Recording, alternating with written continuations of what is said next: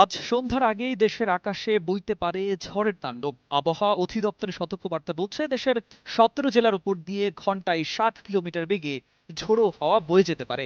এর সঙ্গে থাকতে পারে বজ্রপাত ও বৃষ্টি। ফলে দিনের শেষ ভাগে অনেক এলাকাতেই হঠাৎ বইটি আবহাওয়ার মুখোমুখি হওয়ার আশঙ্কা তৈরি হয়েছে। নগদে নিয়ে এলো হার নামানা হার অফার।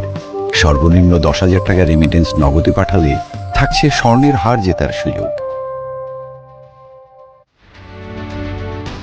অনেকের মনে প্রশ্ন, ঘন্টায় 60 কিলোমিটার বেগের ঝড় আসলে কতটা শক্তিশালী? আবহাওয়াবিদদের ভাষায় এটি এমন একটি গতি যা মুহূর্তের মধ্যে স্বাভাবিক পরিস্থিতিকে ঝুঁকিপূর্ণ করে তুলতে পারে। বড় বড় গাছের ডাল ভেঙে পড়া, দুর্বল ঘরবাড়ি বা টিনশেড ক্ষতিগ্রস্ত হওয়া, সড়কে যান চলাচলে বিঘ্ন সৃষ্টি কিংবা বিদ্যুৎ সরবরাহে সাময়িক সমস্যা তৈরি হওয়ার মতো ঘটনা ঘটতে পারে। বিশেষ করে নদী পথে চলাচলকারী ছোট নৌযানগুলোর জন্য এ ধরনের আবহাওয়া অত্যন্ত ঝুঁকিপূর্ণ। এ কারণেই সংশ্লিষ্ট নদী বন্দরগুলোকে 1 নম্বর সতর্ক সংকেত দেখাতে বলেছে আবহাওয়া অধিদপ্তর। যেসব জেলার মানুষকে সবচেয়ে বেশি সতর্ক থাকতে বলা হয়েছে সেগুলো হলো রংপুর, দিনাজপুর, রাজশাহী, পাবনা, বগুড়া, টাঙ্গাইল, ঢাকা, ময়মনসিংহ, ফরিদপুর, খুলনা, বরিশাল, পটুয়াখালী, নোয়াখালী, কুমিল্লা, চট্টগ্রাম, কক্সবাজার ও সিলেট।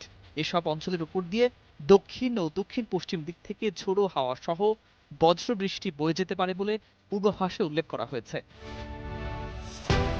তবে এই ঝড় কেবল একদিনের আবহাওয়ার ঘটনা নয়, দেশের ওপর দ্রুত বিস্তার লাভ করছে দক্ষিণ পশ্চিম মৌসুমী বায়ু। ইতোমধ্যে রংপুর, ময়মনসিংহ, সিলেট, চট্টগ্রাম ও বরিশাল বিভাগে বর্ষার প্রভাব স্পষ্ট হয়ে উঠেছে।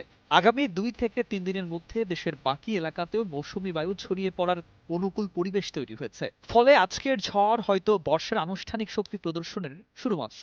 আবহাওয়া অধিদপ্তর বলছে, আগামী কয়েকদিন দেশের বিভিন্ন অঞ্চলে বজ্র সহ বৃষ্টি কিংবা কোথাও কোথাও ভারী বর্ষণ হতে পারে।